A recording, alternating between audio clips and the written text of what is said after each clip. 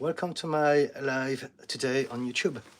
It's 6 o'clock p.m. UK time, and it is Wednesday, the 1st of October 2025. I'm going to stay 1 or 2 hours, 2 hours maximum. And for those who don't know me yet, I'm a therapist and coach, and I come here both on TikTok and YouTube to offer my time, knowledge, expertise, and suggestions for anyone who'd like to know anything about mental health, therapy, mindset, mindfulness, psychology, human behaviors.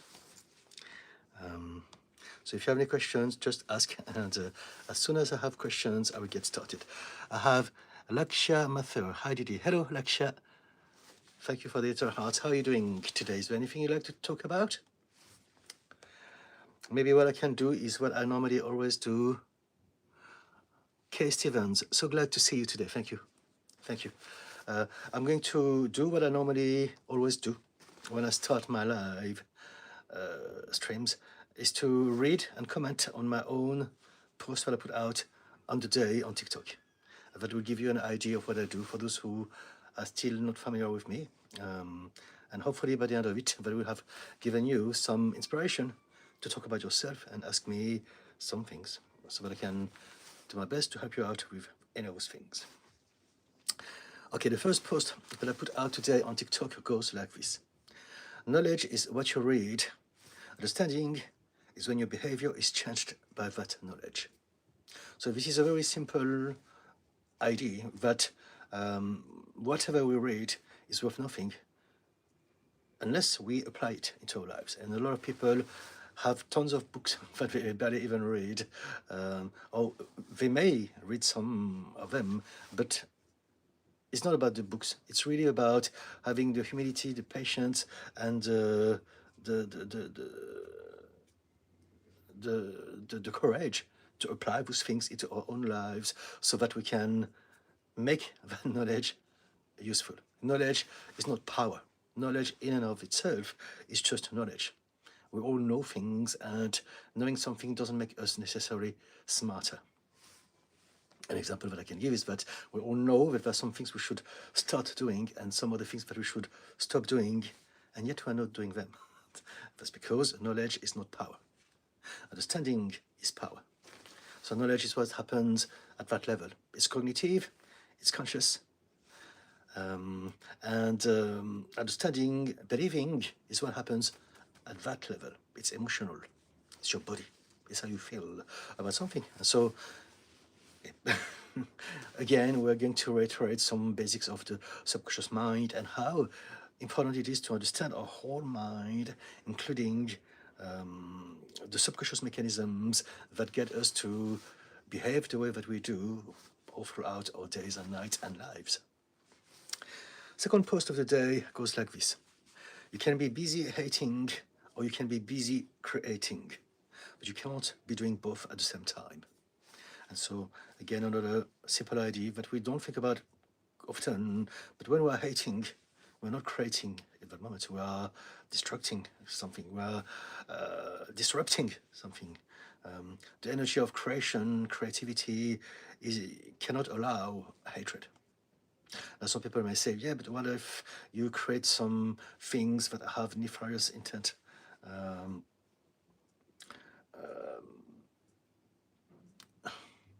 Let me think about this. Let's say if you are evil and you're plotting some Machiavellian schemes to destroy the world, I think that in that moment you're still in the phase of creation. You don't hate. In that moment you're still in the phase of creating something, whatever it is, even though it was generated from hatred. But the next moment, I think it is really about your emotional drive in the moment. I hope it makes sense. Finally, the last post that I'm going to put out tonight at 7 o'clock goes like this. Reactivity and defensiveness are emotional immaturity's favorite languages. And so this is to realize that people who react a lot, like I used to for the vast majority of my life, is because we don't have emotional maturity, and so we take everything personally, and we're driven by our emotions, and that prevents us to access the rational, intelligent part of our mind that is going to tell us we don't need to react like that. But what I really want to highlight is that I am never dissing or mocking anyone who lack of emotional maturity, because I understand that we don't choose not to have emotional maturity, not to have emotional intelligence. No one chooses that. We suffer from that. It's like people who have a victim mindset, but at an emotional level. And so we want to just understand why people behave like that. And if we can realize this, then we know the limitation of the sort of conversation we could have with that person. Right? If I know that someone has very poor emotional intelligence, I won't be going too deep into certain conversations with them, because I understand that they're not able yet to hold those conversations because they are driven by their emotions and the ego trying to protect who they believe they should be. Hope it makes sense. Now, let me read the comments. There are a few ones here and see if there's any questions yet. Laksha, very good to see you, man. Thank you. Laksha, I have a question regarding moral policing. Do you think moral policing is good? And who should do moral policing? I don't think, well, everything is contextual. So is the thing. Everything is contextual.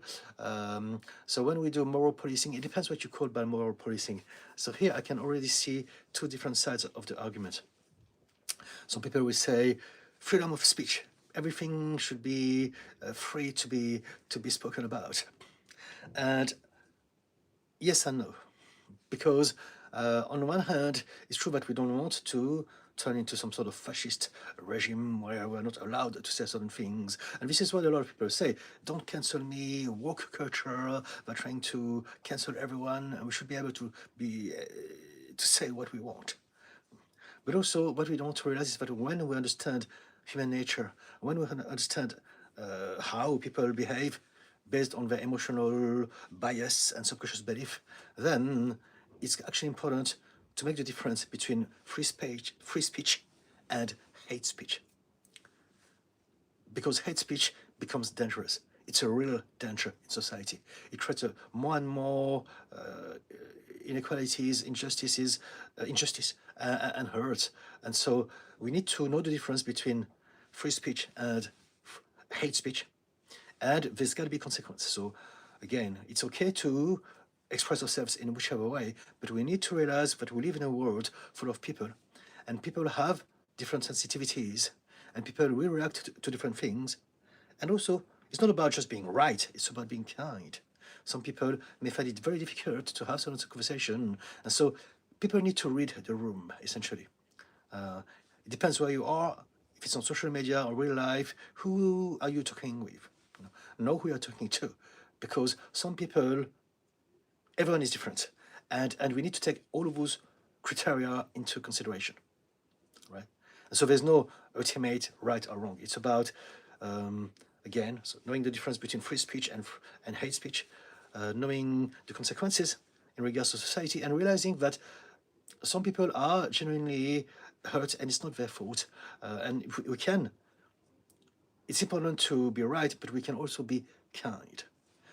More often than not, we are so obsessed with being right, but we forget to be kind. And it's like I had a comment, again, one of those comments that comes back all the time, talking about being offended. And that person was saying, when people are being offended, it's their choice. You choose to be offended and to take it in. And yes and no, it depends. It depends where you are at that level.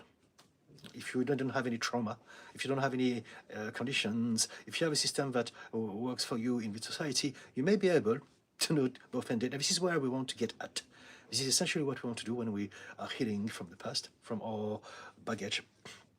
But for some of us, we have not healed yet.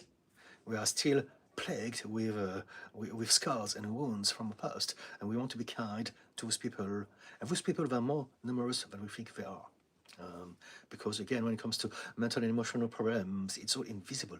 No one knows what's going on behind someone's mind and in the past. So yeah, so it's not as with everything, it's never a black and white answer. Everything is contextual. Does it answer a question, Laksha? Laksha, here's my opinion. We shouldn't abandon morals, but we shouldn't look for an arbitration type personality / authority as well. So yes, I agree. We shouldn't have anything rigid. We should be flexible and have a mind that can comprehend the world in many dimensions, right? And again, the reason why we suffer is precisely because people think in black and white, this or that, right or wrong, true or false, instead of thinking, maybe this is right and this is also correct, and they can coexist and they can be more things, we can expand our mind. But we are so conditioned to react. And also, the vast majority of us, we suffer. We live in a state of stress, anxiety, overwhelm, depression. So we don't realize that we are constantly reacting, like one of the posts that I was reading about. We are reacting to the world because we are on a survival mode. And if we could find ways to minimize our exposure to stress and heal some of our own problems, then we'll be able to think clearly, to have more mental clarity and to understand the bigger picture, and then to be mentally flexible, to accept all those different perspectives that are all correct, even though they may be conflicting in a binary black and white system. And this is the state of politics in the world, right versus left. It's all about sides, and we forget that we don't suffer from the other side. We don't suffer because the others are behaving like that. We suffer because of a system that is bigger than the whole of us, but has invented the illusion of separation and us versus the others. And now we're going to believe that it's because of the others, because the system wants us to believe that.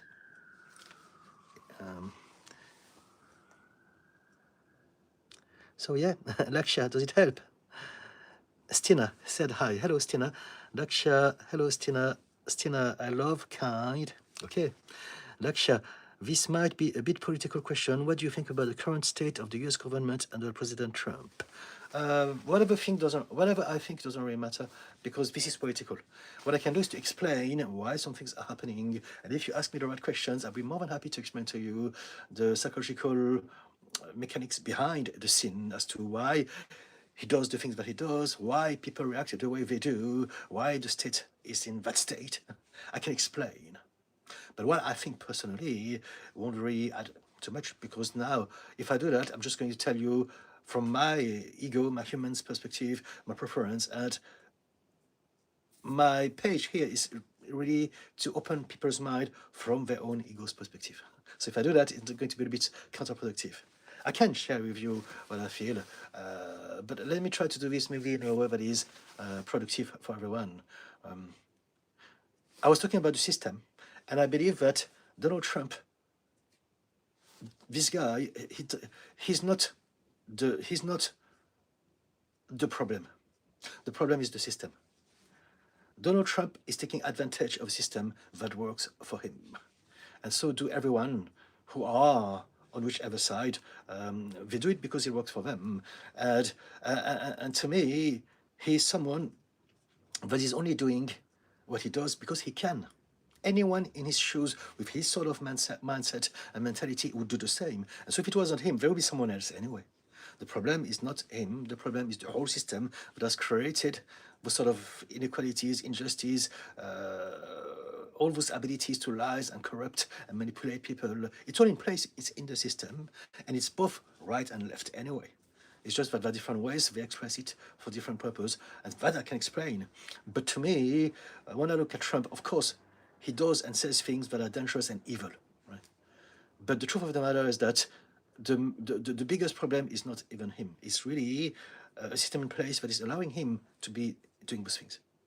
If there was a more solid system, they wouldn't allow him to do the things that he does. They wouldn't allow him to get away with the things that he's getting away with. So for me, he's like a big kid in a candy shop, and it's been offered free reign of it. So now he's going to have a lot of candies and create a lot of mess in the shop, and this is what he does. So yeah, I believe that he has a lot of problems here, and it is well documented.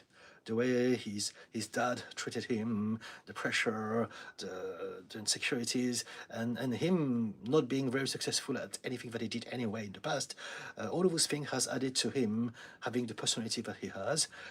But again, it's not that he's inherently evil. He became more and more so by having been given the ability to materialize the things that he's doing, and also to get worse and worse. It's always the system. We're looking at the wrong place. If you think that it's because of him, the other side is going to say it's because of Kamala or Joe Biden. And the truth is that anyone who's at the top, they're all part of the system. And they're all pretending that the others are wrong, and they all understand how it works anyway. It's like a big circus, and everyone is buying it. But hopefully, we're going to work not only in the USA, but also in Europe and all over the world, and change our systems over time. I have hope. Laksha, why do people become polarized based on political ideologies? Why is it becoming hard to be one and united? It's always been, because, so basically, we need to have some sort of illusion of control in our lives. And so a long time ago, people have created the system of good versus bad. You can check it out. I think my next video, my next long form video that I'm going to put out this Friday is going to be about this, precisely. And basically what I explain in that video is that humans as a species were very young. And so we have created all sorts of systems that have worked sort of up to this point, and we need to upgrade the systems. But the system that I'm referring to is that because we didn't understand the world, we had to invent some rules as to what is good, what is bad. Who are the good and the bad people? What should we be doing in order to belong to the good and not to be the bad? And the moment we have invented that, we have created us versus them. And so we need someone to fight for, because if we can find out who are the bad people, this is confirming that we are the good ones. And this is why the world has been at war with another since the dawn of humanity. Originally, it was because we need to protect our tribe from the other tribes to come and pillage our food and rape our people and kill us all. But now we have just carried on that habit, and it's just more about right versus wrong. And so the system that I was talking about has created that division. You are the right ones, whether you're on the right or the left, and the others are the bad ones. And because we are creatures of emotions, we don't think rationally. We only react emotionally based on whatever makes us feel safe. And so this is also why the system is trying to make sure that everyone is in a great state of discomfort. Stress, anxiety, worries, mental health illnesses, scarcity, pressure of any sort, especially in America. It's a very hard life there if you're not born into money. And so they do this precisely to maintain people into a state of fragility. And so it's easy for them to manipulate them and to get them to say, they are the bad ones, it's their fault. And now they're going to gather together like all the villagers with their pitchforks to ward off the enemy, which is just an illusion. But whether we're on the right or the left, we do this out of tribalism. We need to belong. It was never really about policies. It's about who do we belong to and who are we fighting against. So those are all happening at a subconscious level. People don't think about it. They really generally believe that it's because of the policies, because of what we do. But the first drive is really the need to belong to a tribe. And as long as we are not able to see this, again, the system itself will keep on controlling us, manipulating us, laughing at us, whether we are right or left anyway. Right? Does it explain it? And also when it comes to politics, people do get emotional. And when we get emotional, we have even less access to our rational mind. And we're going to suffer a lot of phenomenon called cognitive distortion, cognitive dissonance. We're going to say things that don't make sense, but to us it feels right, and we can't see something that is so Cartesian and black and white and simple to understand. We can't, because we are emotionally biased. Our mind is working to support our emotional belief. And so that's why it's so difficult, if not impossible, to converse with someone who is on the opposite side of our political preferences. It's not about conversation. When we go into a conversation, there are two types of attitude we can have. We can either have a scout mindset or a warrior mindset. And so the scout mindset goes into conversation to gather new information. And then we're going to look at information and say, now this is something new. Now let's go back there and see if we can exchange something and if we can learn from one another. This is what a dialogue is about. The warrior mindset doesn't care about this. The warrior mindset just wants to win. The warrior wants to vanquish the enemy. That's it. And so from the start, they're coming already with a bad agenda. They don't care about discussing. They don't care about listening. They don't care about the truth, in bracket, because there's not one truth anyway. There are only different versions of it. And so what we want to do is to realize that indeed, when it comes to politics, especially, and even especially with family and close friends, people who are close to us, more often than not, people are not coming with an open mind nor an open heart. They just want to win. And so the moment we realize this, let it go. You're just going to waste your time. You're going to get stressed out, waste your happiness for nothing. Because in the end, nothing will happen. One of them will have the last word, or maybe both will have the illusion that they had the last word, and no one get anything from the conversation in any way. So it's really literally a waste of time for everything, for everyone. So when I talk about politics, if I ever do, I make sure that, or anything at all, when people come at me online, I can tell what sort of energy they are driven by, and if they are giving some hint of warrior mindset, I just disengage straight away. I say, you know what, we're not ready for that conversation. I wish you a great day. Bye-bye. And that's it. And if they insist, I block them. But it's not because I don't have the arguments. It's because I understand that we don't even speak the same language. We're experiencing a different reality altogether, and we have a different mindset and heart set, and different emotional priorities. I hope it makes sense. Does it, Laksha? Laksha, that's a very mature take, but don't you think we shouldn't be loggerheads at all times? What does that mean, loggerheads? Let me find out. Loggerheads can refer to the idiom meaning strong disagreement. So you are saying we shouldn't be disagreeing strongly. Yes, of course, but we do, because we are human, because society is designed as such, because again, the system wants us to disagree. The system wants us to believe that it's because of the others, so that we don't address the system itself. What we want to do is to address the system. You know, whether you are on the right or the left, it doesn't matter. You believe that your people are the good ones and the others, they are stupid, they are bad, they are evil, regardless of which side you're in. And they're playing on that. So I, for instance, I'm someone who is open-minded. Most of you would know from my content. And so I'm very pro-human rights. I'm very pro anti-racism, anti-discrimination. I'm very pro-LGBT. I'm very pro-women's rights, and so on and so forth. And so I would be more on the left side if we were going to put me in a bag. However, what I want people to realize is that people on the left, they're also just as bad as people on the right, because the way we treat people on the right is just nasty. They just mock them. They're laughing at them. Oh, you're so stupid. You're so uneducated. Ooh. Not just in America, even the UK, when we are laughing at people who are voting for Nigel Farage, Brexit, and reform. And it's true, is that they come across like that. But here's the thing. As long as we are trying to tell them, as long as we keep on telling them that they are stupid and inferior, what are we going to achieve?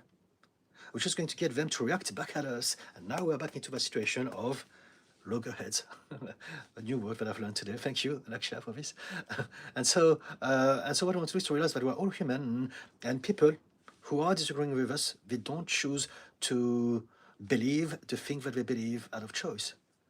Because whatever that we believe is down to our upbringing and environment, and we didn't choose our family or culture or education, the place or the time we were born. And so people who are on the opposite side, they also truly, genuinely, and totally believe that they're the good guys and that the others are the bad. And if anything, the more they're going to be laughed at and mocked on, the more it's going to confirm that idea that they have of themselves and the others. And so the solution to this is to learn how to have more emotional intelligence so that we can recognize who we can talk with and who we will never, or they're not ready for that. So first we are going to save our energy and our time, but there are some people who are on the fence. And those people, if they are on the fence, be kind to them, show them compassion, be patient, if you can. And then if you do that, then they will think, oh, they can see me as a human being, as a person. So maybe we can get somewhere. But if we mock them and we laugh at them from the beginning, they're going to raise their shield and nothing is going to be possible. I hope it makes sense.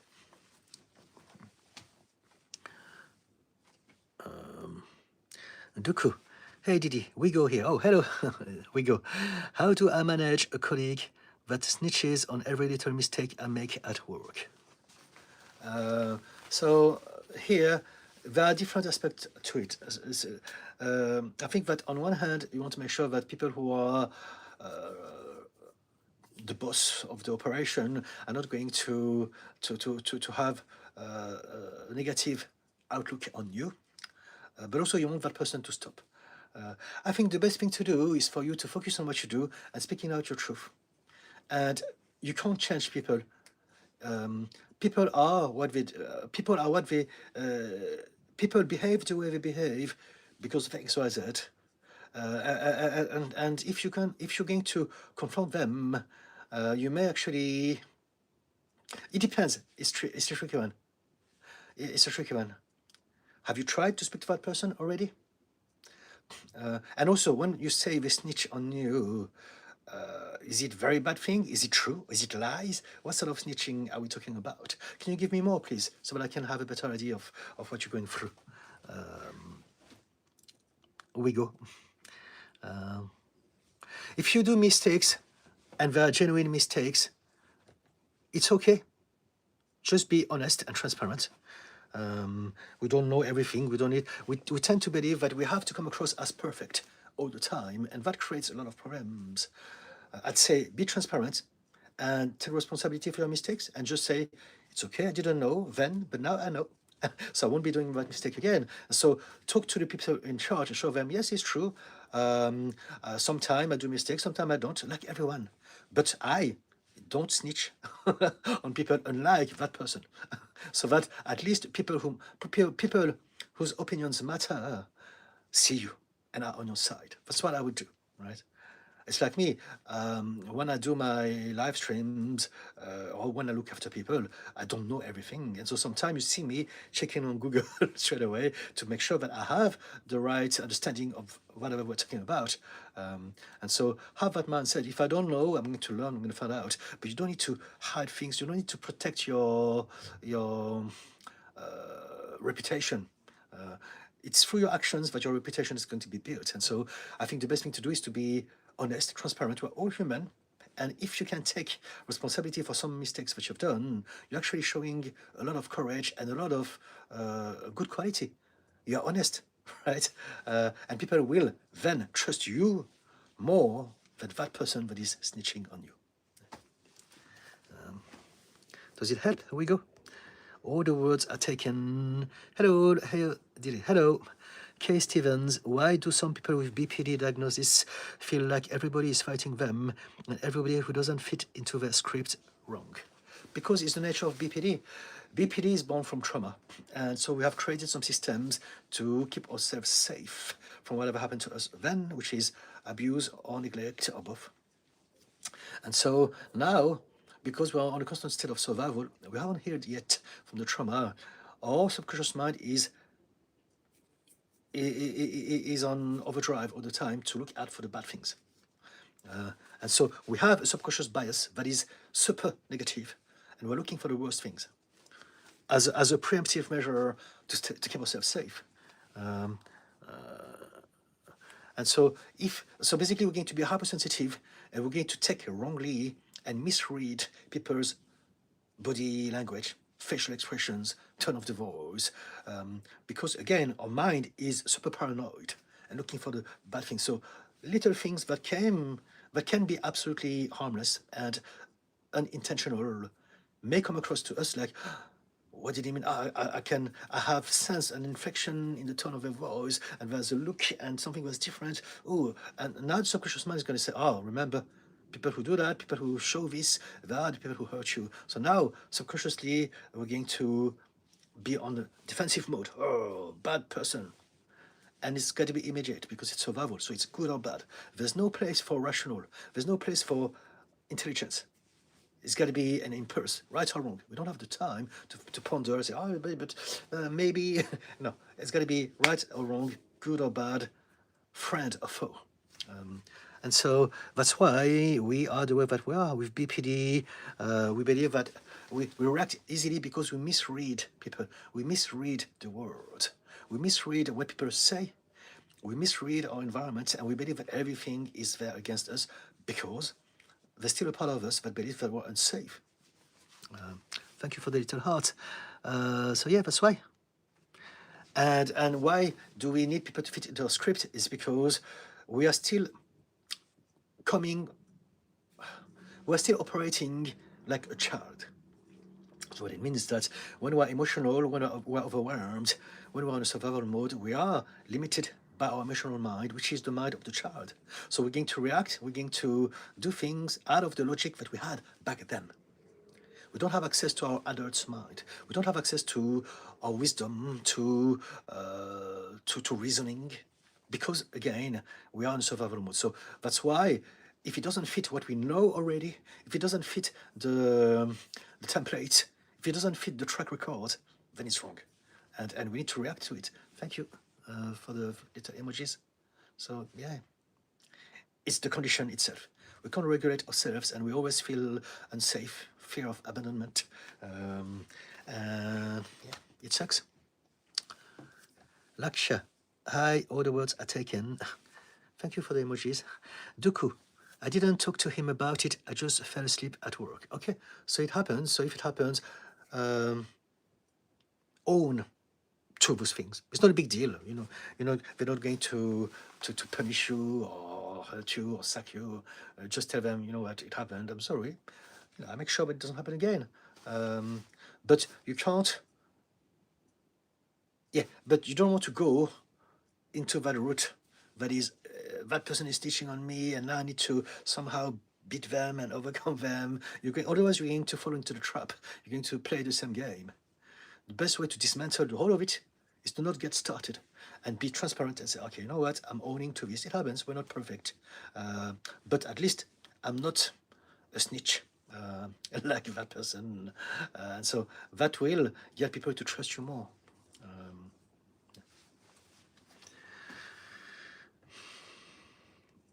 Sifu. Sifu means master in Chinese.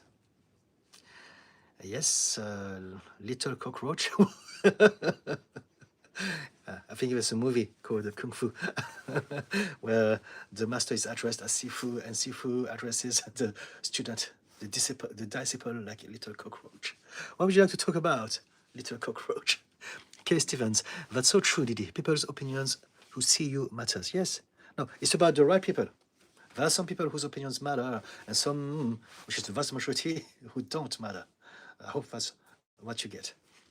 Kay Stevens, thank you, Didi. Thank you, Kay.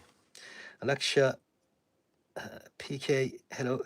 Stina, when you meet someone and have strong physical reactions, feeling something intense, unpleasant, how can you learn to interpret that correctly? You learn by not thinking about it. Just learn how to feel and follow your feelings. Learn how to be reacquainted to your intuition. And so we have three minds. We have the head, the heart, and the gut. The head is your cognitive, conscious, rational mind, and it uses the languages of thought, pictures, words, sentences, concept. The heart, it's your body. It's an emotional mind, and it uses the language of emotions, feelings, sensations. And your intuition is an intuitive mind. It's your gut. And it just gives you a sharp knowing that something is correct or wrong, right or wrong. And so if you are going to feel something and you're going to think it, you're using the wrong mind to address the message. What you want to do is to just utilize the language that that mind utilizes. So just feel it and trust it. If you feel that someone is wrong, that something making you feel bad, listen to it. Now, there could be that is not true. Maybe you have some trauma and it's distorting your perception of things. And it will take more time to work on this, but you can actually, over time, make the difference between what your head, your heart, or your intuition is telling you. Your heart, your body, your nervous system may react based on some trauma. But then when that happens, you will have some thoughts that come with it. You will start to think, that person, da, da, da, da. But if you can find a way to let go of the thought and just focus on the feeling, you may realize, maybe it was my old trauma, but if I listen to my intuition, there's something good about it. Oh, the other way around. We all understand intuition, and the example that I always give is this. We all have been in situations where we said to ourselves, gosh, I knew that I should have done this, and yet I didn't listen to my intuition. Why? And so we know. We just kind of go against it because we don't believe it. And so by practicing and making the difference between your thoughts, your emotions, and your intuition, the more you do this, the more you will have a better idea of how to play with all of those informations.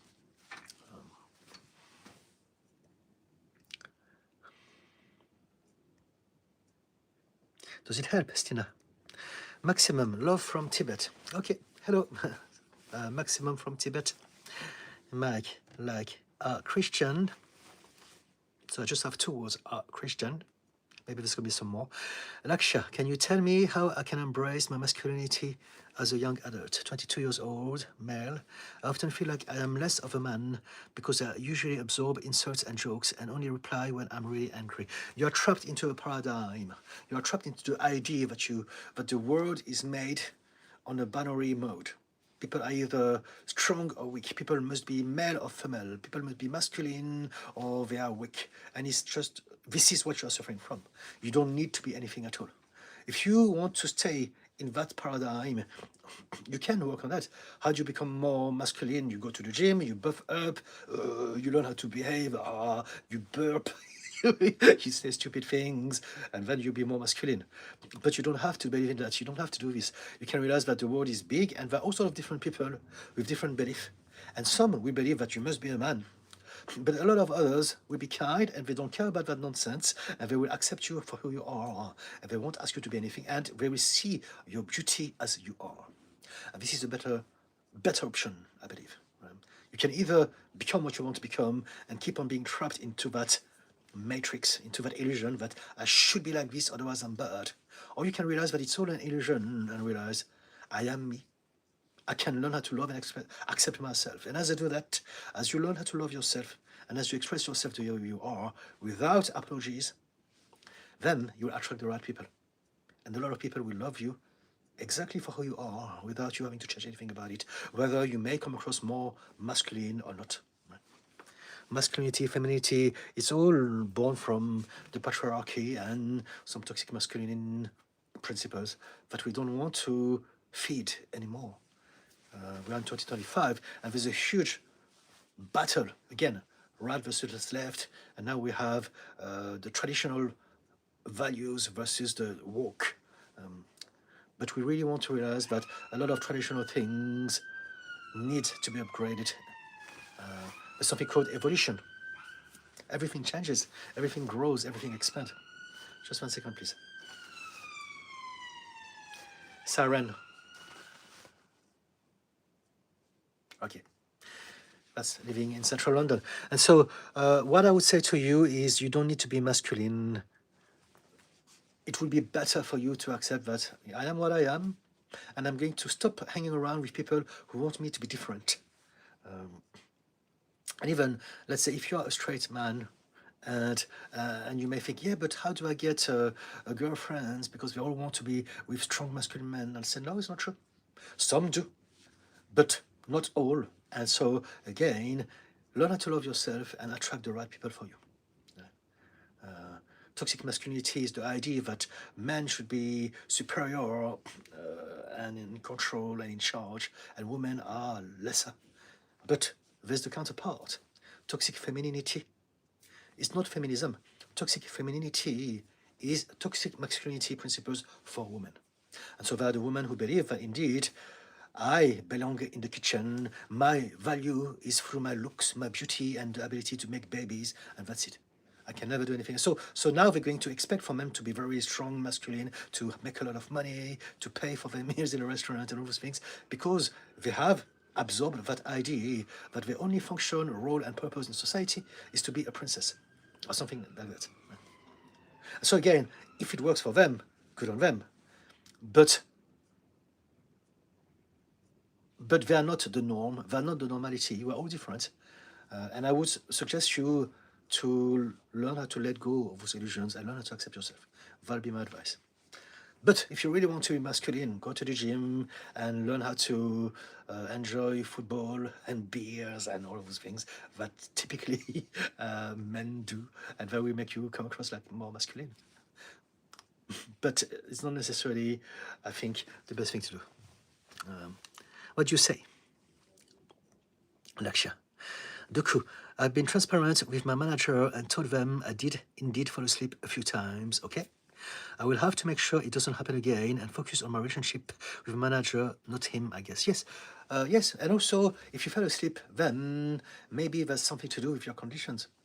And so find systems, but also talk to your manager and tell them I'm on the spectrum of this or that, and so I'm doing my best, but sometimes it's difficult, and so I will keep doing my best, but please make sure to know that I am trying my best. I'm aware of this. I'm not coming from a place of not caring about my work or disrespect.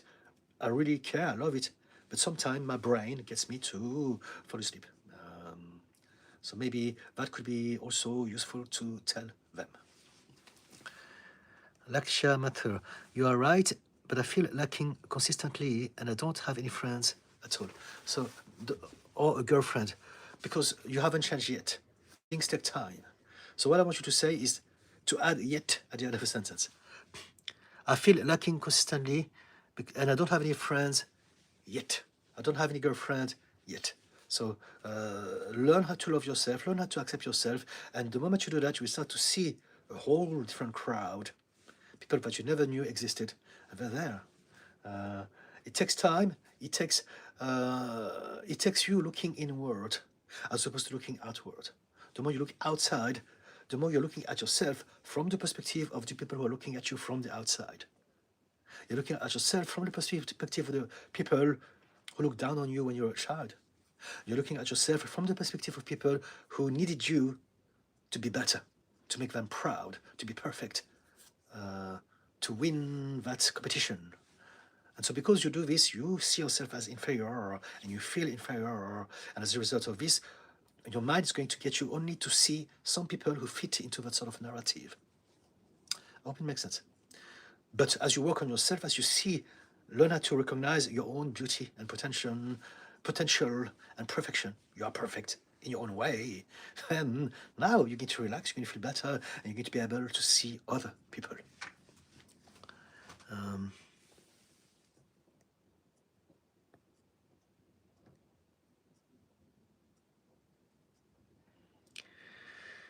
Stina, thank you. I will keep practicing.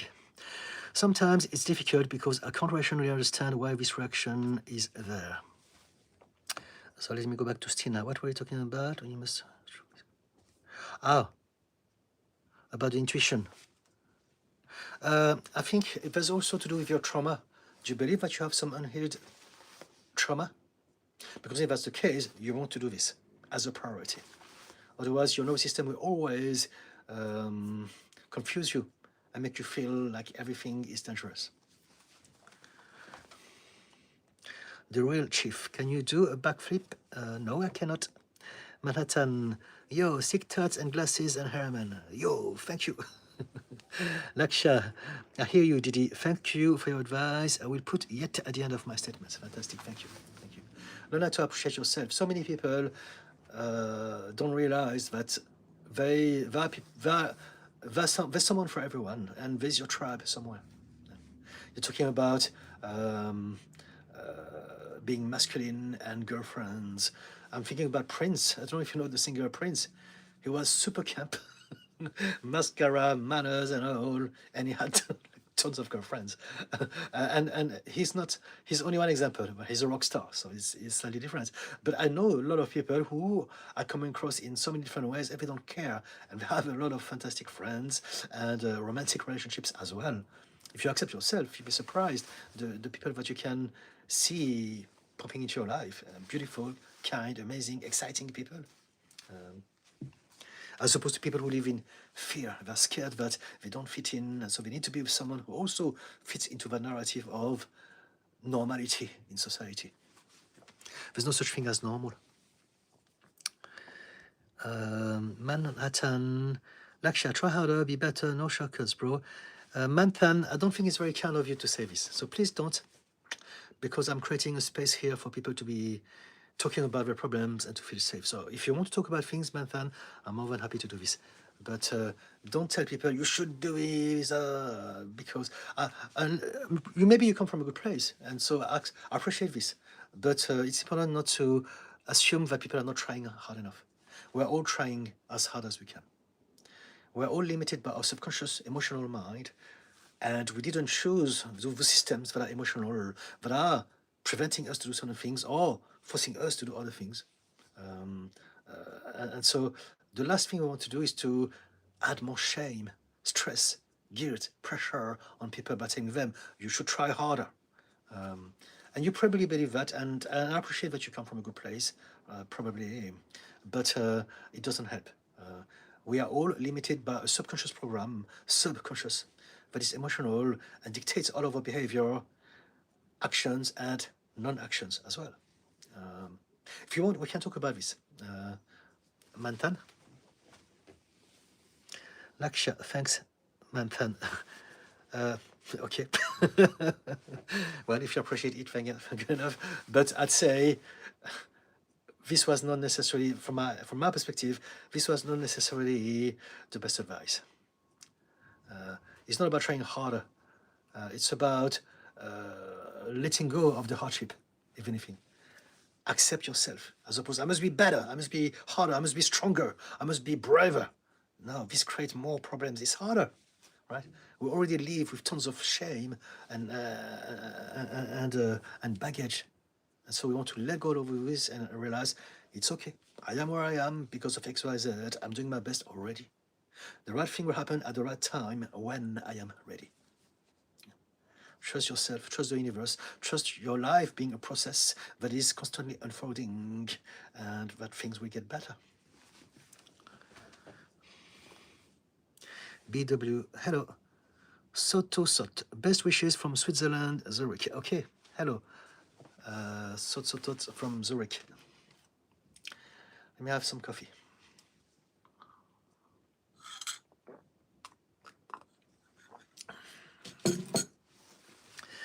Laksha, but Didi, shouldn't we strive for a better life, better looking, better intelligence, better financially?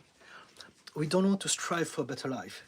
We want to grow within our capacity and our readiness to change. We don't have to become anything to satisfy anyone's hopes and expectations. We want to evolve, but you can't force a plant to grow faster. We can't do this. What we want to do is to allow for the plant, with sun, with water, with love, with time, to flourish at its own pace. And it's the same thing with you. You don't need to, you don't have to do anything at all. You will do it automatically because we are meant to do this. We are meant to evolve. We are meant to grow. We are meant to expand. That's the whole point of our life in this dimension, is to experience our whole life and become better. So you don't have to do anything at all. You will become, but you have to allow yourself to become in a way that works for you. Right? You want, again, let go of the hardship, let go of the, you must be stronger, you may be better, you're not enough. Because this is precisely what hurts all of us. Does it make sense? Can you see the distinction, Laksha? We don't need to want to strive for a better life, because we'll always naturally do this. But we all have different emotional baggage, and they are the real limitations of our growth. And so we want to learn how to recognize them and let them go when we're ready, so that we can naturally become the person that we're meant to become. Does it make sense, Laksha? Stina, here's the translation. I am not generally anxious around other people.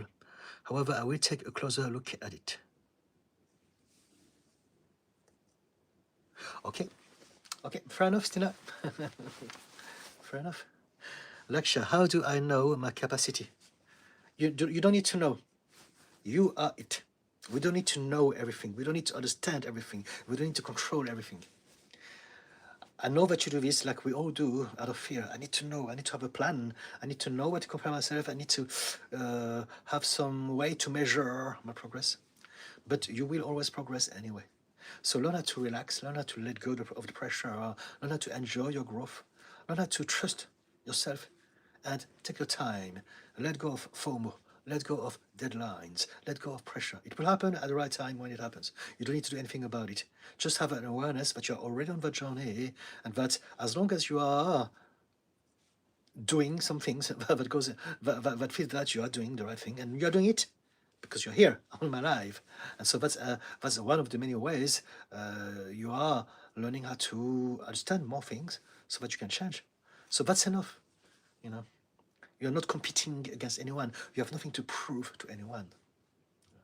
The reason we suffer is because we believe that we are not enough, and we should get to a certain level of enoughness before we can love ourselves. And again, this is all to do with our upbringing and the way our parents treated us. And they probably didn't mean to harm us, because they also suffered from that, but we don't want to carry on believing into those limiting, toxic beliefs that are so harmful to all of us.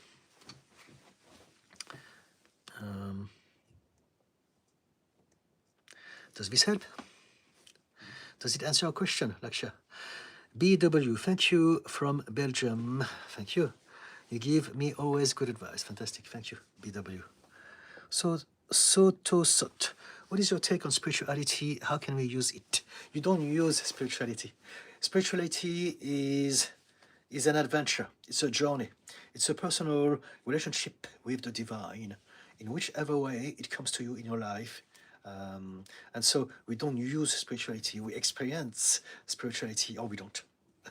It's not a thing that we can use. It's not a thing that we can collect. It's not a thing that we can compare. It's a personal journey and experience into our own belief to do with afterlife and reality and existence. And so this is what spirituality is about. If someone tells you, you should do this in order to be spiritual, or if you don't do this, then you're not spiritual yet, then they haven't got a clue. They just, either people are trying to manipulate you with spirituality, so they're using the spirituality for that, but it's not the spirituality that I would preach. Or they are just confused, right? No one knows what someone should be doing in order to go through their own spiritual path. Something that is useful is to read and to learn from different things. So you may learn about some basic religions, but also some spiritual school of thought. And compare your notes and explore which ones makes the most sense to you, which ones feels right to you. You may be a Christian, you may be a Muslim, you may be an atheist, you may be a Buddhist, you may be a Taoist, you may be a spiritualist, you may be a little bit of all those things and more, and it doesn't matter. It's a personal journey. And so, yes, maybe just to recycle your question, your words, the way some people use spirituality would be to control them, like with cult. Some people are so desperate to belong, to have an understanding of the world, but sometimes some very charismatic people know how to make them believe that they know the truth. And that's how so many people suffer, because they are now following a cult. And that can be applied with religion. The way that I see it, the way America is going, for instance, with the evangelist, the nationalist, right-wing Christians, to me, they are a cult. It's nothing spiritual. Yeah. Does it answer your question, Soto Sot? Mantan, respectfully, Didi, I disagree. Okay, it's okay to disagree. Every good outcome comes from a place of discomfort initially. We can talk about this. I can explain my perspective. Even if it's not for me, you can always step back, but not even taking the first step is incredibly limiting. So that's because you are still coming from a place of people who don't understand the subconscious mind. You think that we choose everything, we're in control, we make choices, we take actions, like Stoics. That's the sort of thinking. I come from a different place. I understand that we're limited by our subconscious mind. It's subconscious. We don't have access to it. I'm a hypnotherapist. No, I'm a hypnotherapist.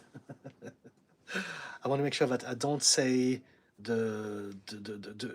I don't confuse people with people who are hypnotists. I'm a hypnotherapist. And so I understand the subconscious mind, and I understand that whatever you think you choose is still limited by your subconscious belief. We like to believe that we have free will. We like to believe that we have willpower and all those things. And for the vast majority of time, it's not true. 5% of your mind is your intelligent, rational, cognitive mind, your brain. 95 is your body, your heart, your subconscious mind. And so 95% of the things you do through life are going to be subconscious driven. Even the things that you think, you're not going to be able to really choose a thought. Your subconscious mind will allow you a collection of choices that you will choose from. You don't have a real open choice. But a lot of people don't get it, and if you don't get it, we can't discuss, we can't converse, because it's a whole different conversation. It's a whole different dimension, the subconscious mind. But to make it simple, I don't know if it's gonna, but there's a very good quote from Schopenhauer that I love, and basically he says, you can do what you want, but you cannot want what you want. And so we have the illusion of power or control, but whatever that we do for life, for 95% of the time, is ruled, limited, dictated by a subconscious automatic pilot that we put into place because of our childhood, and there's nothing that we can do about it unless we address the subconscious mind. We'll be living in the matrix, in an illusion. We're going to be doing the same things always, thinking the same thoughts, feeling the same emotions, reacting to the same things, doing the same things at the same time with the same people all the time, because it's a program. And so because of that, this is why I'm doing what I'm doing. I'm really here to explain that it's not as simple as what it seems to many of us. And when you say every outcomes that are good come from a place of discomfort, I disagree. Some do, but not all of them. Sometimes we have some very good outcomes that comes from natural, allowed growth. Some of the time, discomfort, yes. But what we don't want to do is to glorify hardship. And again, this is what Stoics do. You must be a man, you must be strong, good things always come at the cost of some sacrifice. And it's not like that. Sometimes they do, often they do, but not always. It's a correlation, not a causation.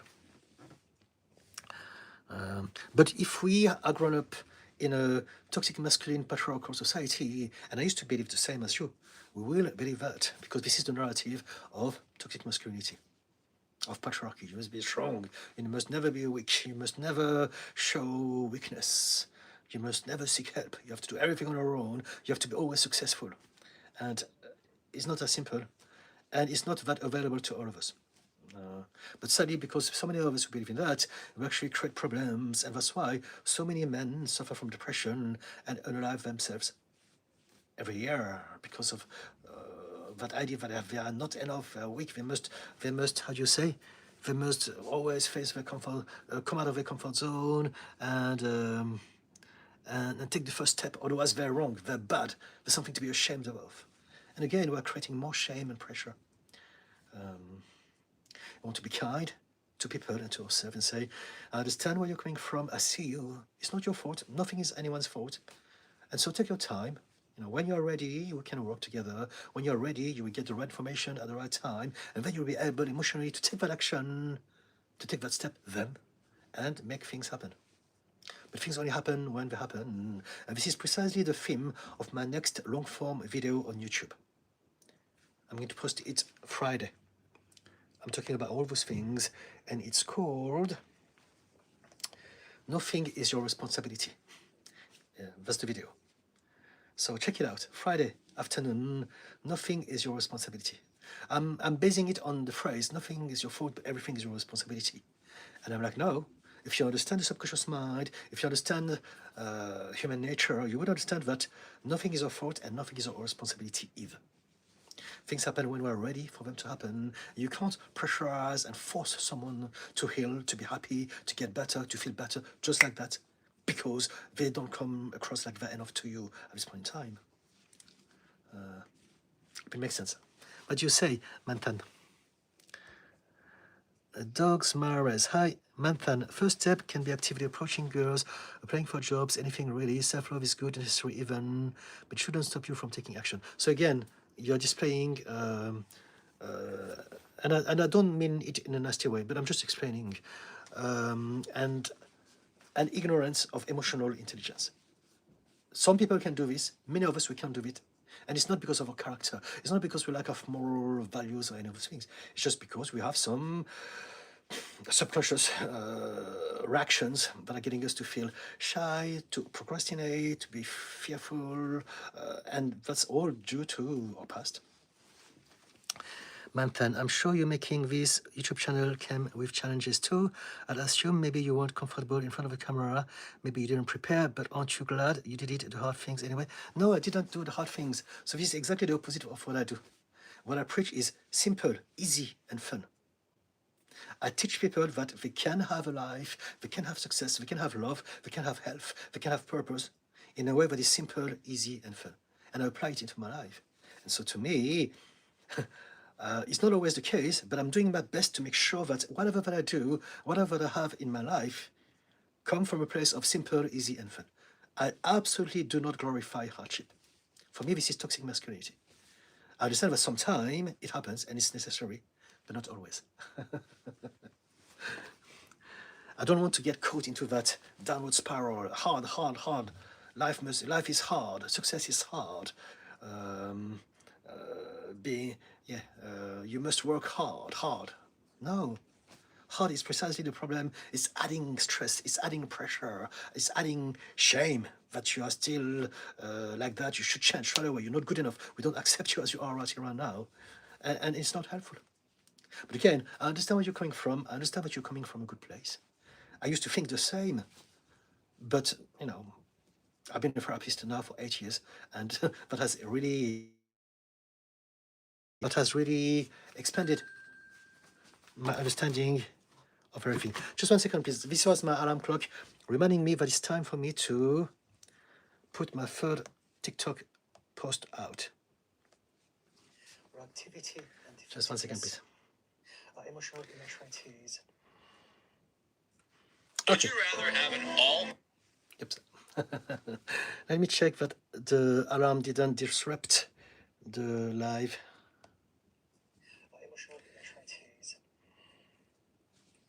Would you rather have an all? Okay, it's all good. So back to where I was. So yes, Manthan, can you see where I'm coming from? I'm not going against you. I'm showing you that I was the same, but now I understand something else, and I'm using my channel precisely to preach those knowledge that I came across at a later stage in my life. There, there. Hi, Didi, and everyone here. Hello, there, there. Frosty, are you Japanese? No, I'm not. BW, please explain how to meditate. Meditation is a big, big topic. So what we want to do is to realize that meditation is not one thing. It's not one system. Meditation is just an umbrella term that is to do with looking inward inside of you. So there's a lot of different meditation for a lot of different purposes and for a lot of different state of readiness. So you can meditate to find silence, to find peace. You can meditate to learn how to feel your emotions. You can meditate to learn about your past.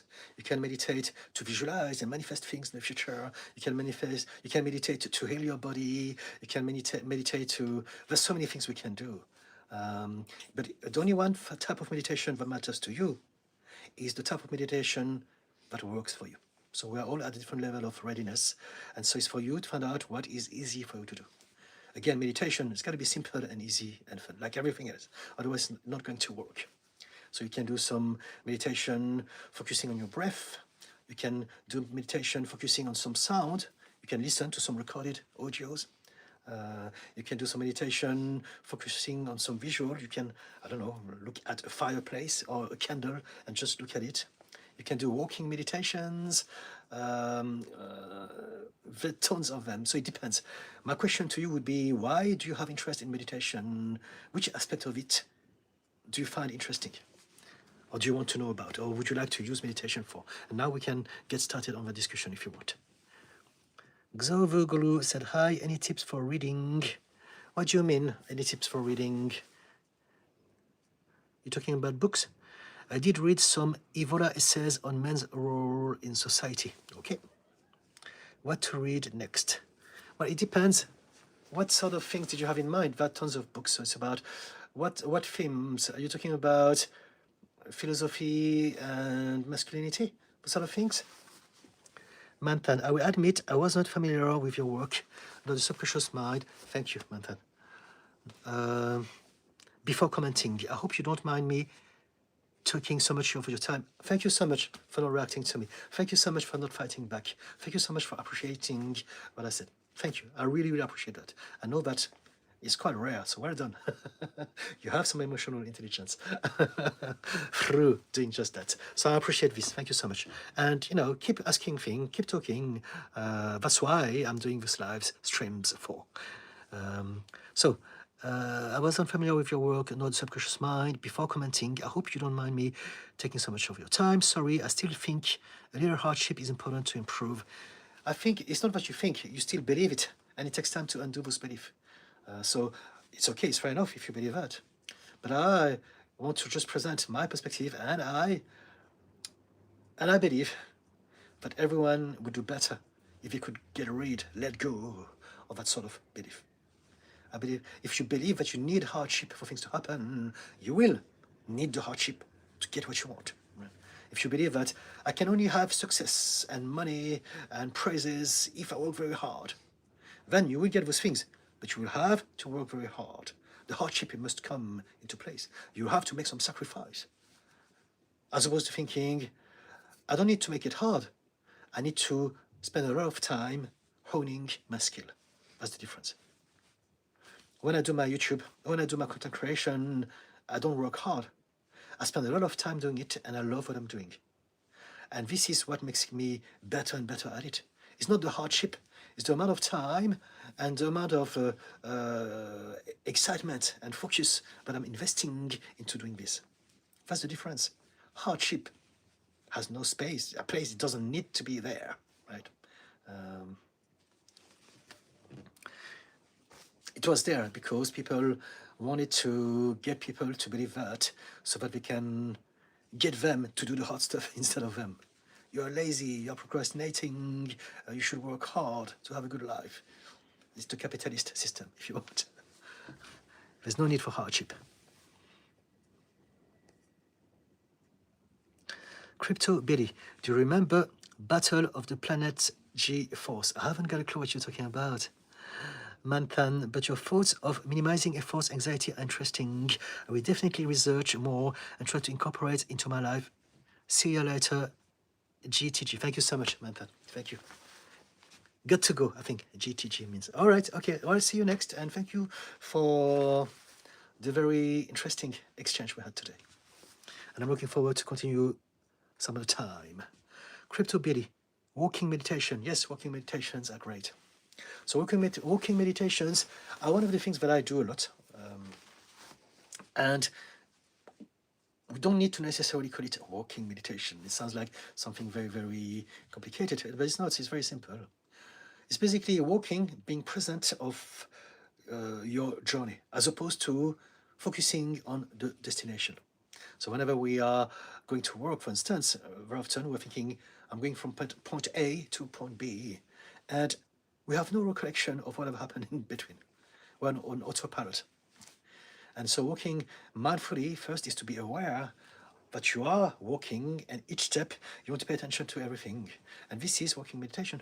You want to pay attention to where you are, you want to pay attention to your breath, you want to pay attention to your body, your posture, your arms swinging, your hips moving, your feet touching. You want to feel the consistency of the ground. Is it hard? Is it flat? Is it like that? You want to pay attention to the wind, the smell, the fresh air, the sunshine, the birds, the concrete, the cars, the people. You want to be observing where you are each moment, one moment at a time. And now you are becoming mindful. The next level is to turn it into meditation so you don't want to do this when you're traveling, walking in the street, but you can do it if you walk in a park because it's safe. Next, you want to take it to the next level, and you only focus on internal stuff. No, you don't just only. But basically, you are really focusing on all of those elements that I talked about, and so that you. The reason why it's easier in a park is because there's less people and less cars. It's safer. So you can do it anywhere, really. But if you do it in a park, you have less chance of being run over by a bicycle or a car or a scooter. And so basically, I do this whenever I can. I go to my local parks. I've got plenty of them. My favorite one is Russell Square in central London. I live next to it. And so I just walk in circle there. And when I walk, I absorb the energy of the trees. I reconnect with Mother Nature. I connect with the trees. I see the branches, the leaves, the wind. I smell the flowers. I see the squirrels. I can hear kids playing in the background or cars honking. I can look up the stars, the clouds, the sun, whatever time it is.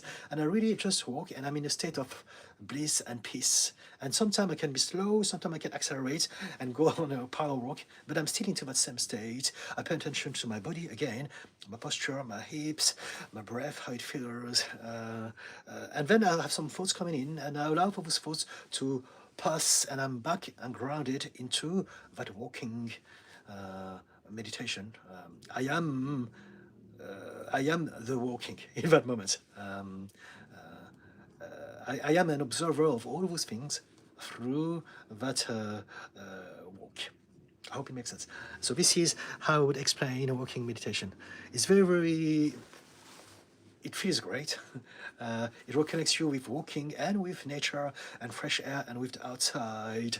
And it allows you to do some inner work as well, to reconnect with your own self, with your body.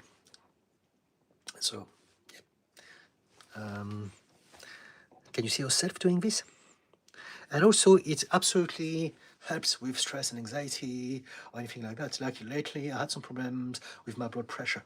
I've been eating too much salt, so I stopped this. And but also, the walking in nature has really helped drop my blood pressure like big time. A lot of research have demonstrated that walking in nature absolutely decreases the level of cortisol that the body produces. So there's that as well. Mark, are you Ukrainian or Korean? I am neither. That's a strange question. Do they look alike? I wouldn't say so. Andre Nimari, is your worldview along the lines of life or reality being an illusion in which source or God is experiencing itself and we're on a soul's journey? Yes, yes, Andre. Yes, I won't necessarily use the same words, but similar to that. Yes, I believe that we are an experience and we are a fragment of the universe experiencing itself through our human experience. So yes, I do. Shreya Shinde, what is RTT? RTT stands for Rapid Transformational Therapy. It's the system that I use with my clients in my practice to deal with anything related to mental or emotional problems, imbalances. And so I specialize in anxiety, depression, addiction, self-sabotage, anger management, but also anything to do with stress and trauma. And basically what we do, we address the subconscious mind. We go back into the memories of the past and we change the energy of those memories so that we can in turn upgrade, first soothe our nervous system and tell our subconscious mind all of those systems that I've put into place to protect myself from whatever happened to me then, I don't need them anymore. Now, I can use my intelligence, I can use my resources as an adult, and this is how we shift from the position of the child that was hurt and felt that it had no other options but to have things like anxiety, depression, overthinking, or low self-esteem to make it into this world. And realize that now you can let go of this and you can learn how to tap into your potential as an adult and no longer suffer from those things. All the problems that we have are all systems that we put into place to protect ourselves because we didn't have then as a child intelligence. So we had to have some emotional protection mechanisms. But now that we have intelligence, we can let go of the habit of needing those things through the process of hypnotherapy, which is RTT. RTT is a type of hypnotherapy on steroid. And then we can realize that whatever life throws at me, I can always deal with it in the moment. I don't need to think about it. I don't need to be anxious about it. I don't need to feel bad about it. I don't need to have regret or depression. I don't need to feel that I'm inferior in any way. Yeah. Did I make myself clear? I feel a bit clumsy today. But ask me again if you want in relation to something specific. I can explain how I would use RTT for that.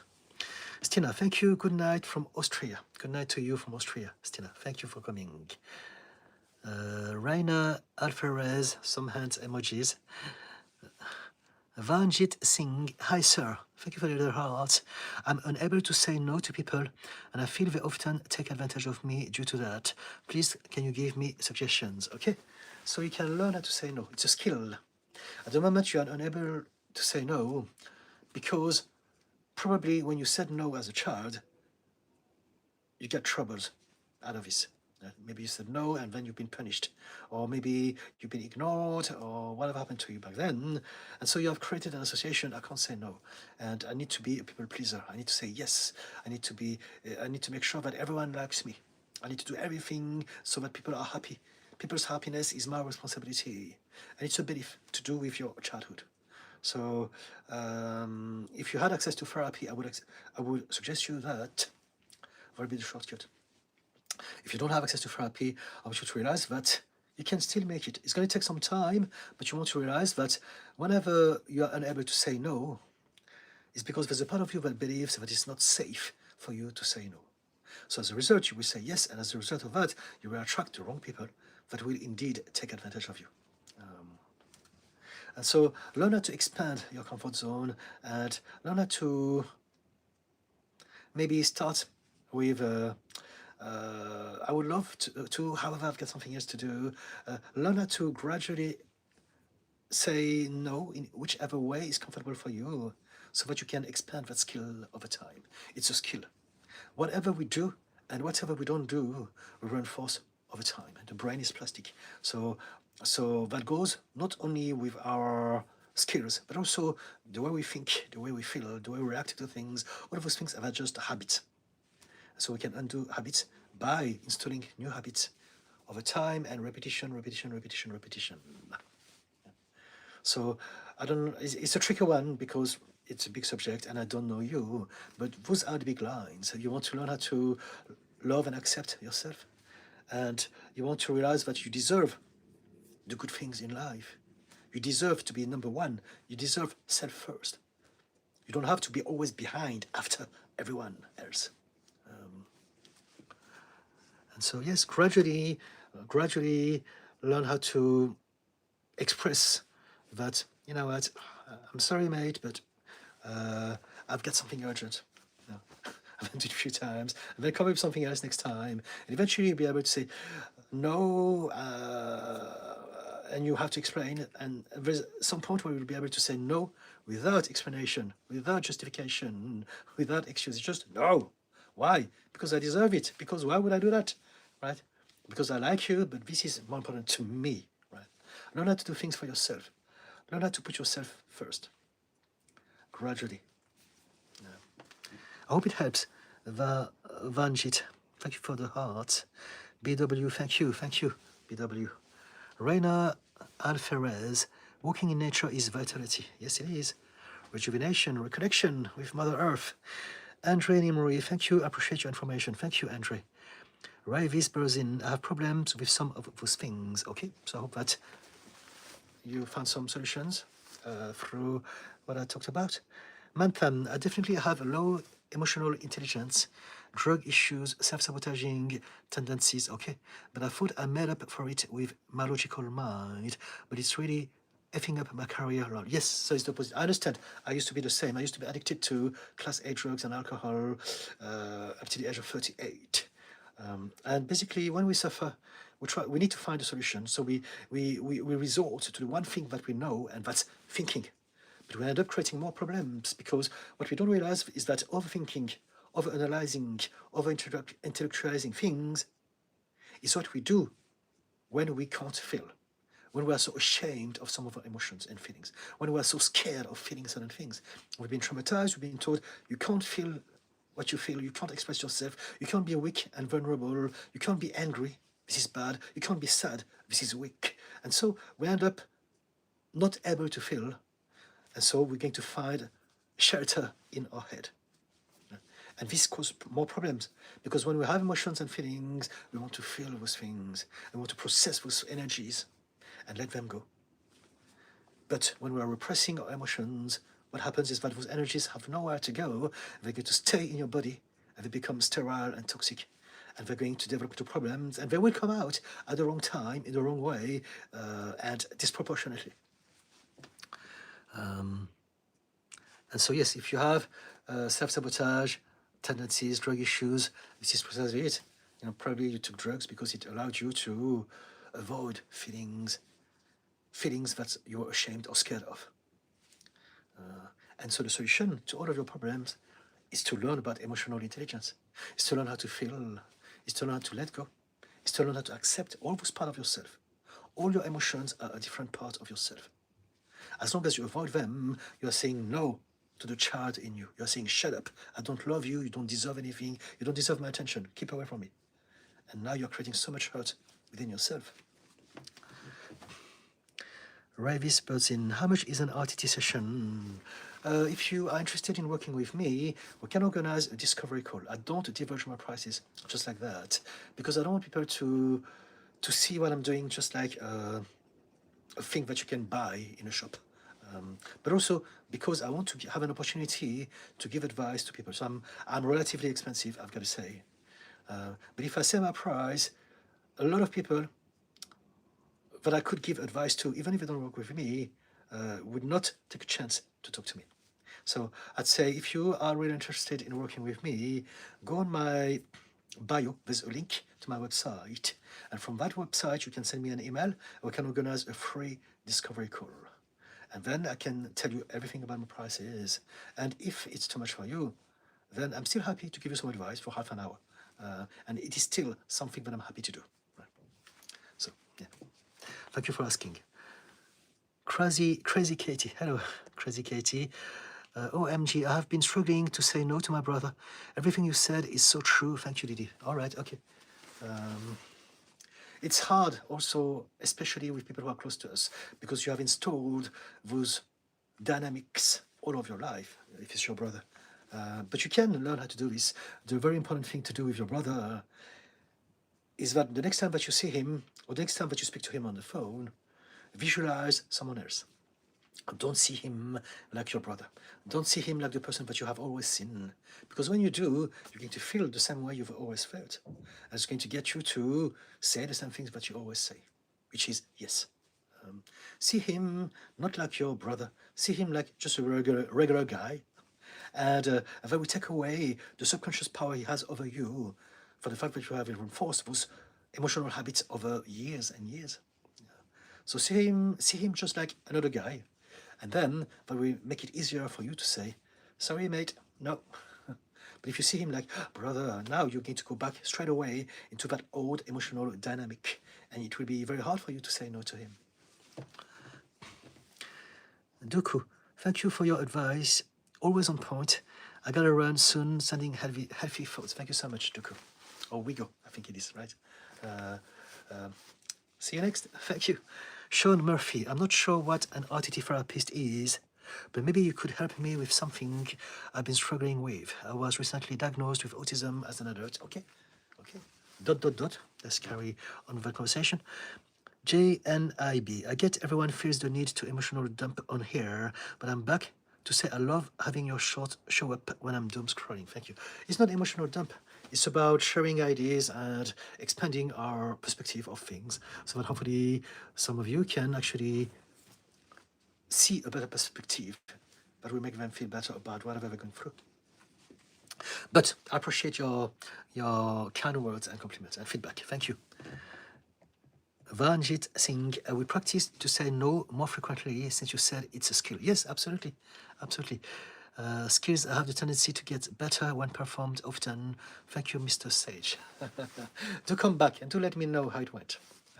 I come live on YouTube every Wednesdays and every Fridays between 6 to 8 p.m. UK time for the time being, right? So probably for the till the end of the year, I will stick to that schedule so that people know when to find me. So if you have interest in that, come back and do come back also to let me know how it went. Sean Murphy.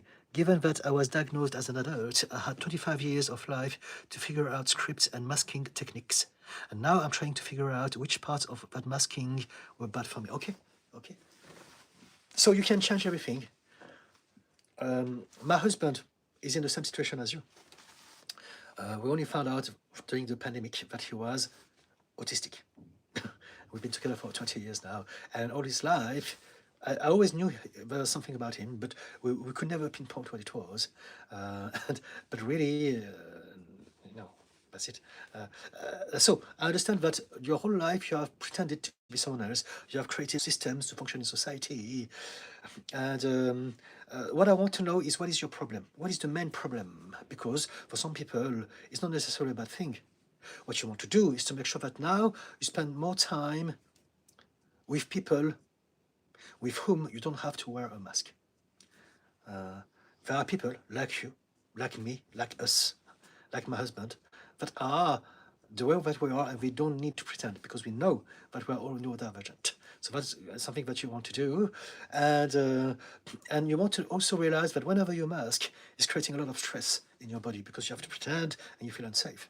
And so know when and where you need to go out and do certain things with people, and limit. You don't feel that you have to socialize all the time and do things that everyone does, because maybe it's not for you. Maybe you do this at some every now and then, but maybe you enjoy being at home doing your special things that you enjoy instead. And so know yourself, know your limitations, know yourself, and start to create an environment and a lifestyle that supports your condition. That'll be my advice to you. But if you have a problem that you want to discuss, we can. The problem with, generally, when it comes to autism or ADHD, being late diagnosed, is not the condition itself. The problem is that we may have created a lot of shame about ourselves because people don't know that we have a condition, so they're going to judge us, they're going to judge our behavior, or they're going to call us stupid, lazy, rude, needy, weirdo, or whatever, and we're going to believe those things about ourselves. And we suffer from anxiety and depression not because of the condition itself, but because of the people that we grew up with that have been judging us because they didn't know. But it has still get us to believe that there's something wrong with me. What's wrong with me? Why can't I function in society? Why can't I understand what is going on whenever I go out? or any of those things. Why am I overwhelmed with noise when there's more than one person talking at the same time?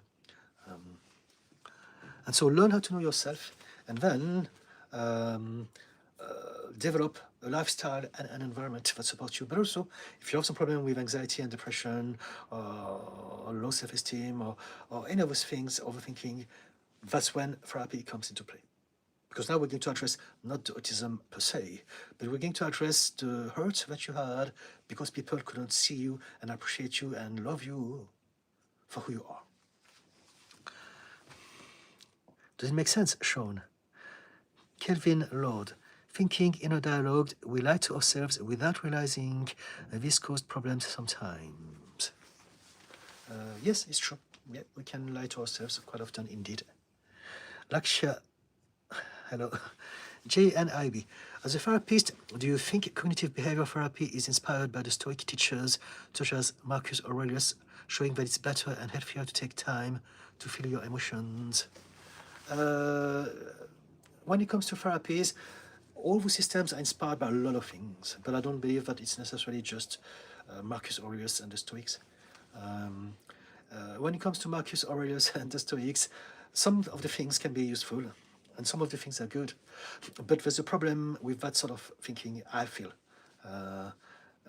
One strong emphasis about my way of teaching how to find peace is to let go of the pressure. And so when it comes to Stoicism, there's a lot of moral virtue. You must do this, you must be stoic, strong, brave. And even when he says you must feel your emotions, he doesn't really understand and explains how to do this. And so it's a tricky one, especially for the fact that we live, again, in a toxic masculine patriarchal society. More often than not, it's really, really used wrongly. I'm talking about Stoicism, right? Now, cognitive therapy, is it born from that? I don't believe so. I believe that whatever system is born from everything, right? It's an evolution of everything. So philosophy existed before psychology. But we have always been on a journey to understand the human mind, the human interactions, and how to be happier and better in society with one another. Vin Jane, hello. Love your short videos. Thank you so much, Vin Jane. Hello from Canada. Hello, Vin Jane from Canada. Vanjit Singh, what do you think of the people who makes the emotions dead? They're the spices of our life. How can people make such heavy decisions? It's trauma. We don't choose that. So some of us, we don't feel our emotions because we didn't feel safe in childhood when we felt our emotions. I'm one of them. I've been traumatized. I've got a lot of problems. And it took me a lifetime to reconnect with my emotions. And now I do. Or I do with the majority of them, but we don't choose that. We have limiting belief, we have trauma response, and basically everything that we go through in childhood, and whichever way we've been taught how to be a grown-up, how to be a man or a good girl, or whatever that we've been told to become, is the result of our upbringing. We don't choose this. What we can do when we understand the nature of our mind is to do some work, to go down into that rabbit hole so that we can change some aspect of that program so that we can have a better life. Because a lot of the beliefs that we have are limiting, they're toxic even. And so, yeah. We want to feel, we want to have a good relationship with our body and our emotions, indeed, absolutely. But no one chooses not to consciously. If we can't, it's because the environment we grew up in taught us that we can't feel emotions. You have to be logical. You have to respond intellectually and never react emotionally. And people don't realize is that when we react emotionally, it's never a choice. It's a reaction. It's emotional. Emotions are subconscious. So we have never any input on those things in the moment. We can think about it before and after, but not as it happens. And so people who say this, they have very poor understanding of how the mind works. Kevin Kelso, well said. You must have been a mental health provider for many years of practice wisdom. Thank you so much for the compliment, Kevin. Delilah Boo, how to deal with obsessive thoughts? It depends at what level you are at. But essentially, you want to realize that your thoughts are just happenings. They're not necessarily telling you the truth. They're not necessarily there to support you in any positive way. They're just thoughts. But the reason why we have obsessive thoughts is because we have created an attachment to those sort of thoughts. There's an emotional charge attached to certain thoughts. That's why they keep coming back at the forefront of our head all the time. So it depends how bad. If you have OCD, if you have anxiety and overthinking, if you are really, really stuck, you need some professional help. But something that I can give you now that may help you in some capacity is to learn how to realize that your thoughts are just happenings. I can give you a thought if I want. It doesn't mean anything. Right now, I want you to think about a pineapple. Pineapple. And maybe some of you have seen a pineapple in the head. And probably most of you didn't think, Wednesday, the 1st of October at 7:30 in the UK time, I'm going to think about pineapple. But I did that to you. I gave you a food.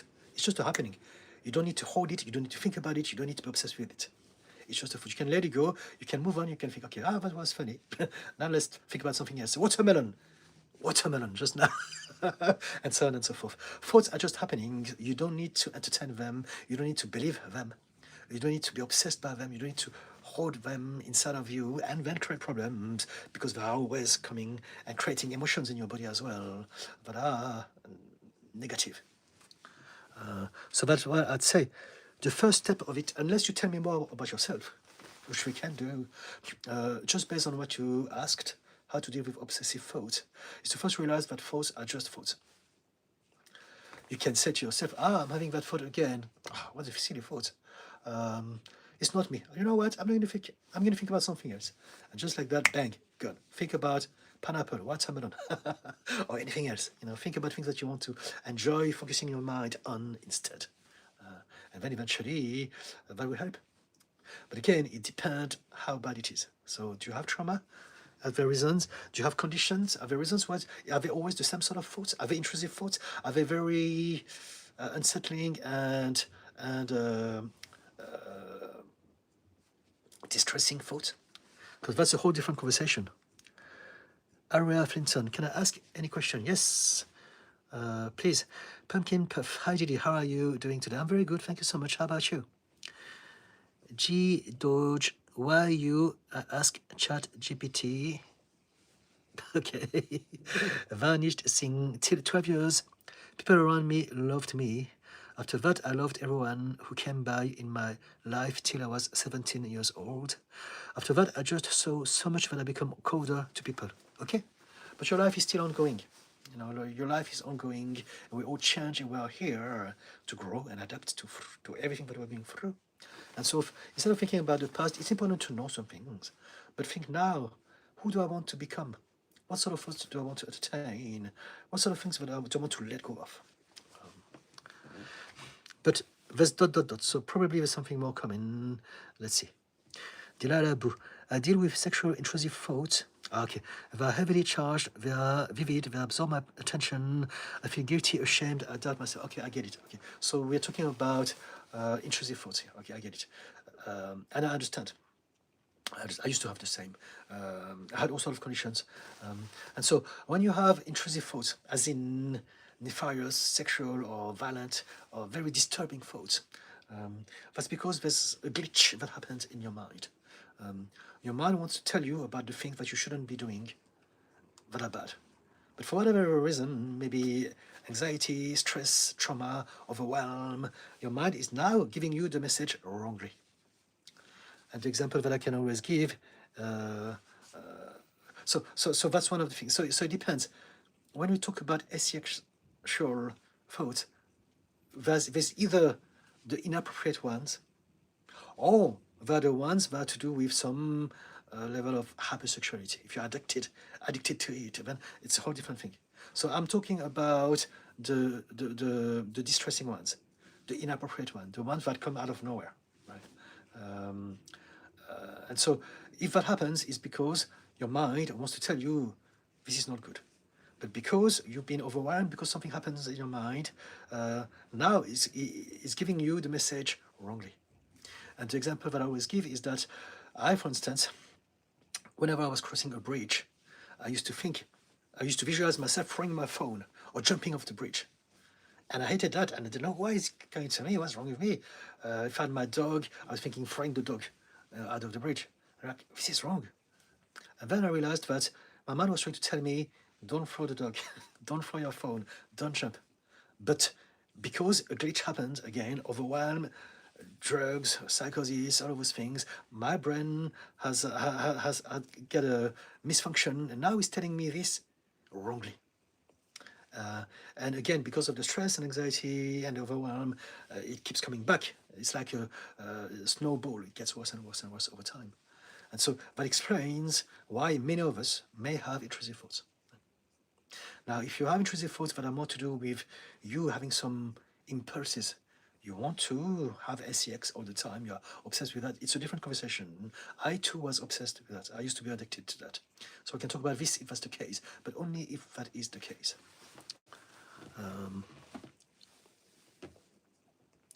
Delilah, and I have impulses to think about it more, to fix it more. Okay, so you have OCD, right? The obsession is the thought, and the compulsion is to try to fix it.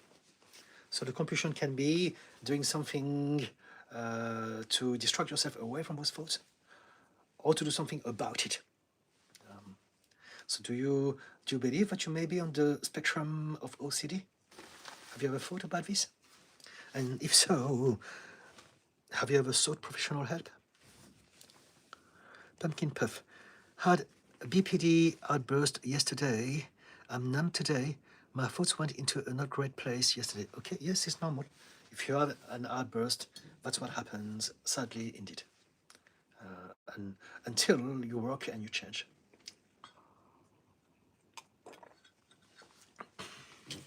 R.S. Flinton, here's my question. Can you sponsor and hire me? I don't care what country you're from. I'm a computer science graduate. I don't think I understand your question. I don't think that'll be a yes from me, I'm afraid. Can I sponsor and hire you? I don't need anyone, so I don't see how that will happen. Sorry, are you suggesting your help? You're looking for work? But the answer is going to be no. I don't need anyone at this point in time, I'm afraid. And I wish you the best of luck with your endeavors. Pumpkin Puff, I was trying to communicate with my husband about how it felt like what I had to say didn't matter. It snowballed due to miscommunication and both of us reacting. Okay? He wanted me to just forgive him and move on.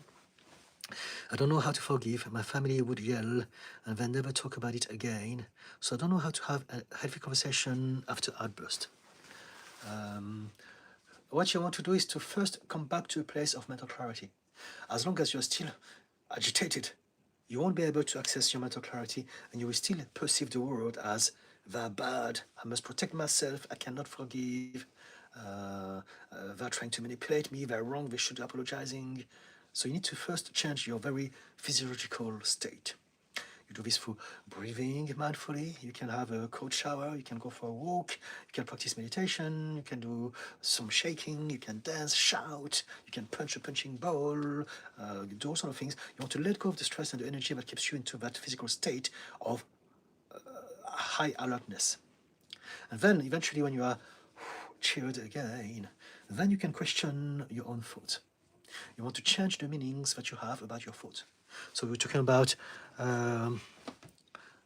forgiveness with your family. So you may think, they want me to forgive, but I don't want because they're bad, they must be punished.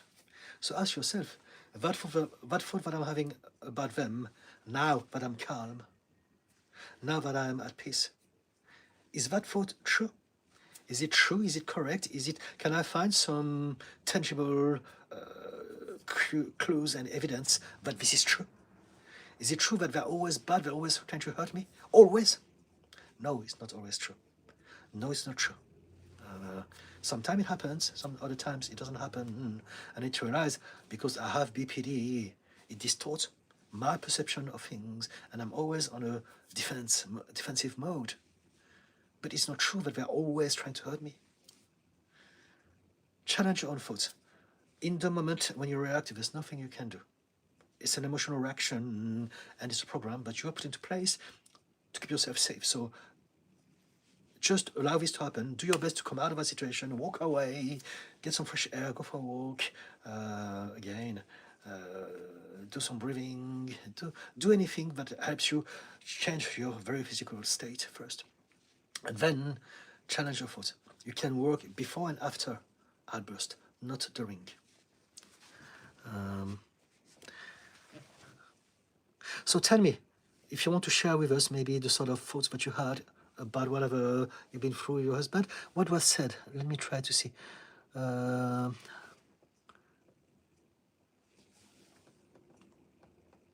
He wanted me to just forgive him and move on. Okay, so no, but there's also, no, I need to say something. It takes two to tango. So if your husband knows that you have BPD, he cannot say to you, I just need you to forgive me. Because that means that he is not showing you any empathy and compassion. He's not trying to meet you in between. He must realize that you have some insecurities because of BPD. It's got to be accepted, it's got to be reminded. So he also needs to be making an effort. You need to meet in the middle. Right? So he needs to realize that you are hypersensitive and he needs to talk to you in a better way. Say, I'm sorry, I don't mean to make you feel bad, however, da da da da da da da. So that helps, right? But from your side, then you can also, again, question your own thoughts and realize, my husband hurt my feelings. It's true. But I want to realize that my husband also cares about me. And he didn't mean to hurt my feelings. He may be clumsy. He doesn't know about BPD. He doesn't know about emotional intelligence. And so we're both working together to learn about those things and heal together. So that's what I would suggest both you and your husband.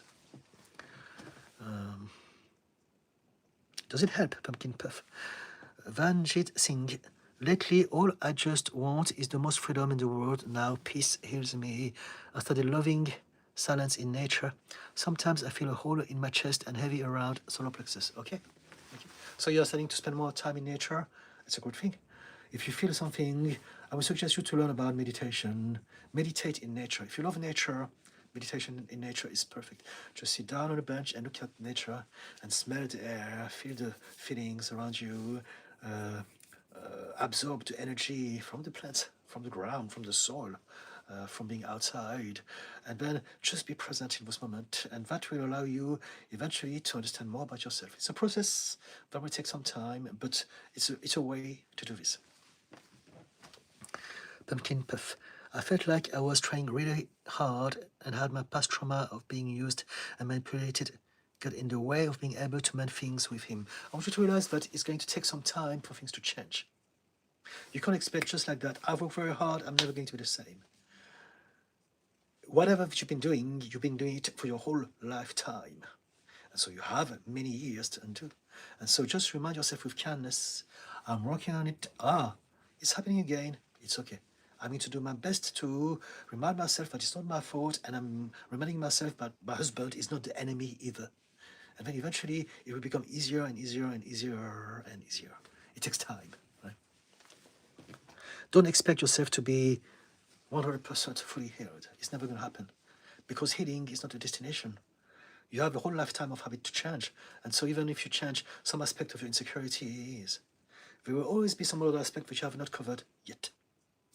Maybe again, the tone of the voice, the facial expression, one word that means something different to you at the wrong time is going to trigger a little emotional flashback. And then suddenly you're back into that place of defensiveness and, why is he saying this to me? How dare he? He should know better.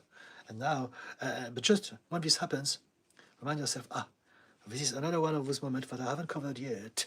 Let's work on that. First, let's go out for a walk, and then let's challenge my thoughts. Is it true? Is it useful? Is it kind for me to believe that thought? No, it's not. Thank you for the little hearts. Delilah Boo, yes, I have, and the professionals told me I don't have OCD and it could be just anxiety. This thought I have such a strong, loud pull. It's really unhealthy, disturbing. I want it gone. Seek help. Keep seeking help. Some people that you've met have not been able to help you yet. It's a big world out there. There's a lot of us. We're all different. And it's for you to go on your own self-discovery journey, your own healing journey, and learn more about yourself until you meet the right person that can help you. Right? You may not have OCD, it may be something else, or maybe similar, or a bit of everything. It doesn't really matter. But it's about knowing that you have something, and how are we going to help you with that? Yeah. One thing that you can address is your lifestyle right now. Your lifestyle, your environment. Are you happy? Are you surrounded by people that care for you? Are you doing things that you love? Are you having a healthy lifestyle? Just that as a starter is a lot of things that you can do already before anything.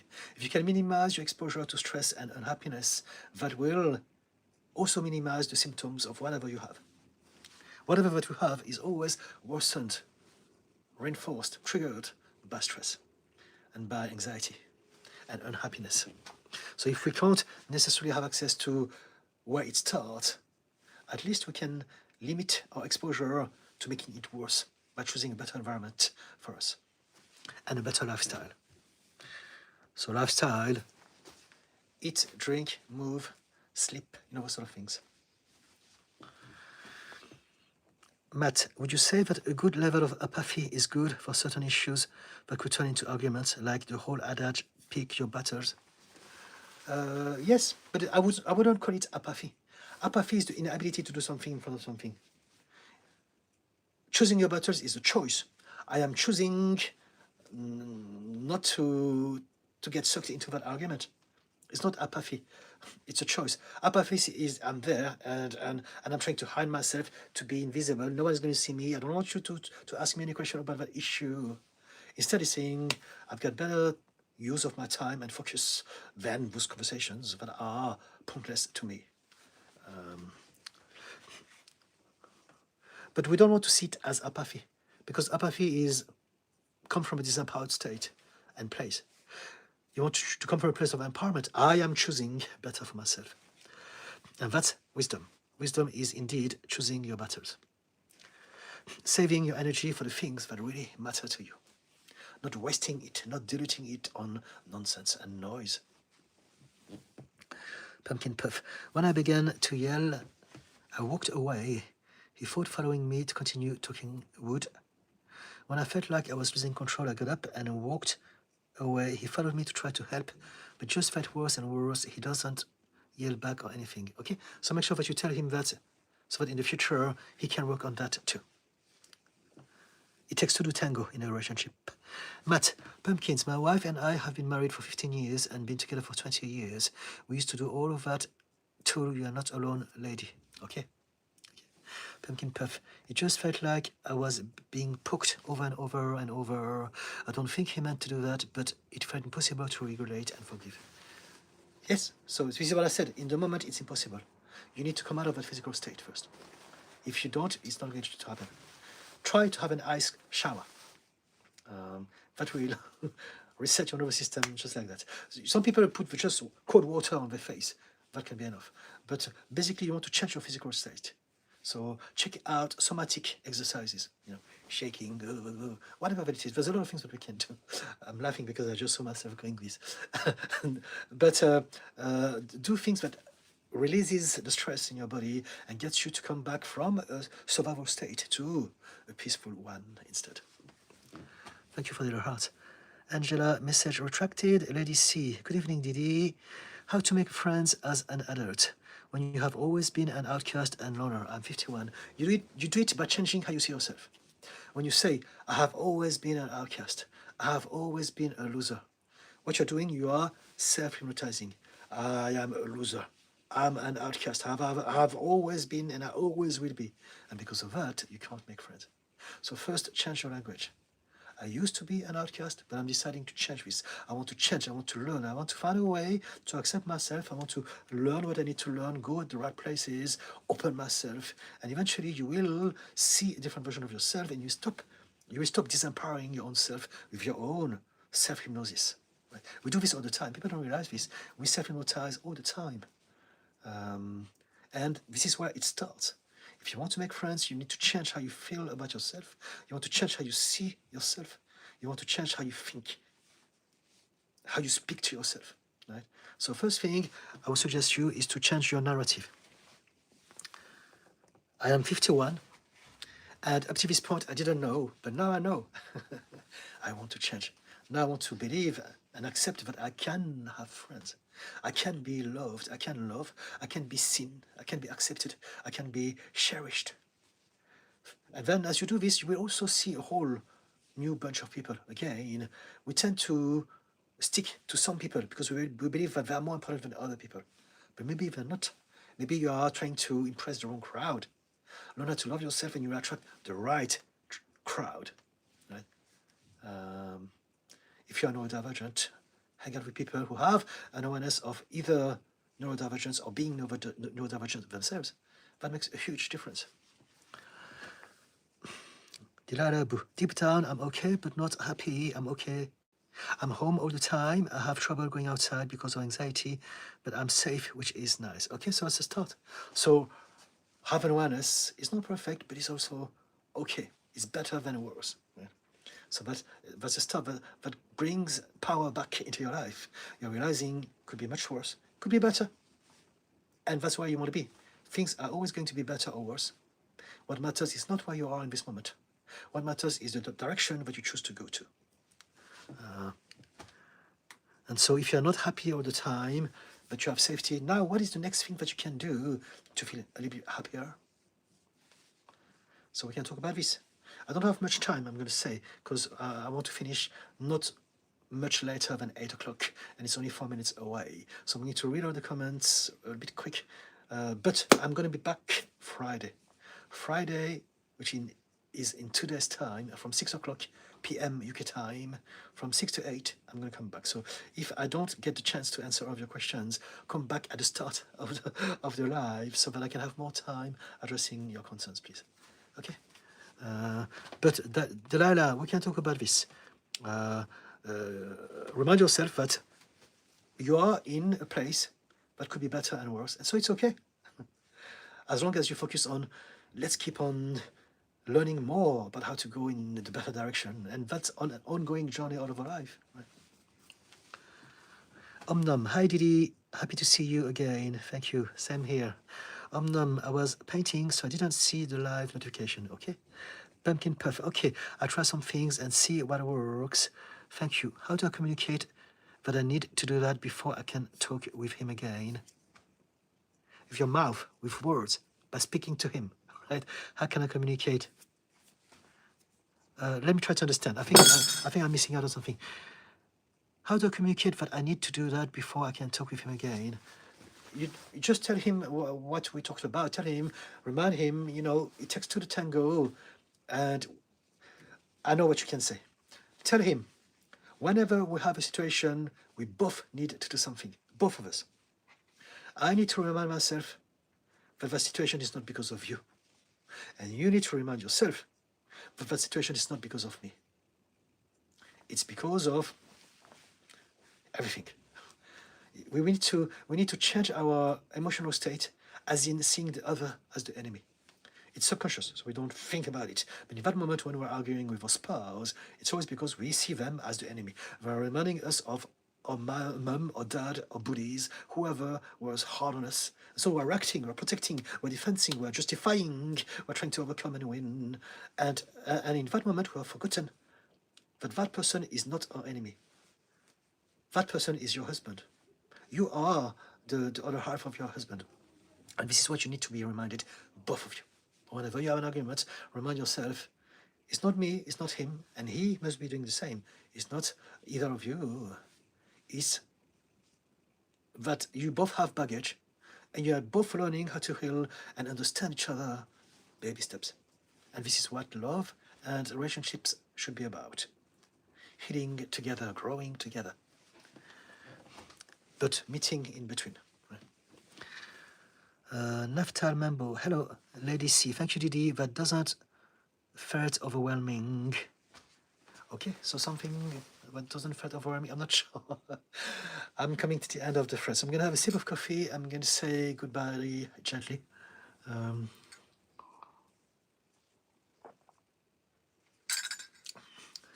Pumpkin Puff. I think that's fantastic. Oh, fantastic. I will write that down. Thank you, Didi. Just so you know, all my live videos stay on my YouTube account. So I think it needs a few hours to be uploaded.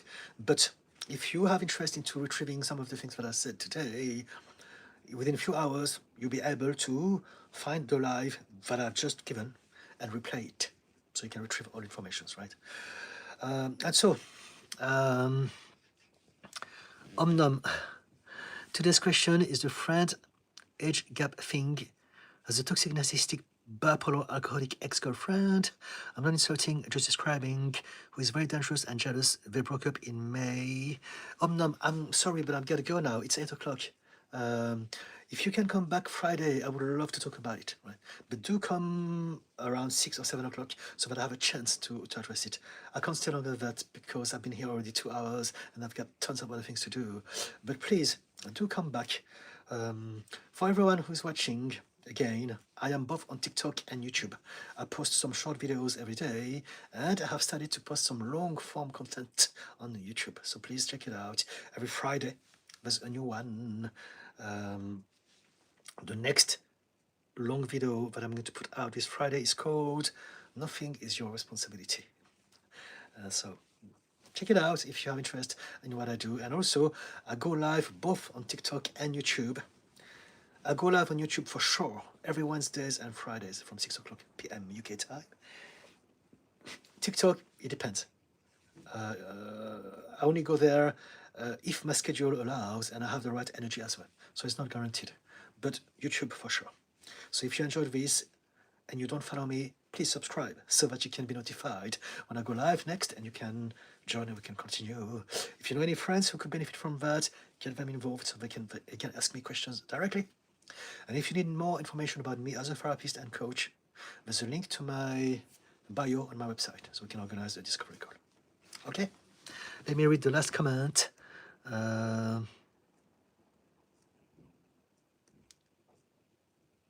Kelvin Lord, best wishes, Didi. Thank you so much, Kelvin. Dances with Bees. I feel honored to be able to catch this live. Thank you. Fantastic. And again, you can replay it. Right? All my lives stay on my channel. But thank you. Thank you. Pumpkin Puff. Great. I'll show him then. I appreciate it. And I hope you have a good night. Yes, show him the live. Husband, remember, it takes two to tango. Omnom. All right, sorry, didn't get that. It's all right. Now you know.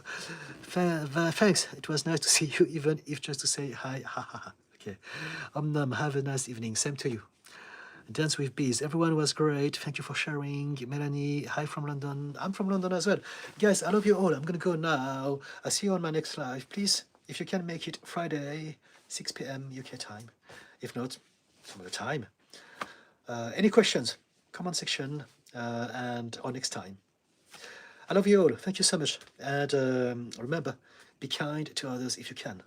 But if you can't, at least be kind to yourself. Bye-bye.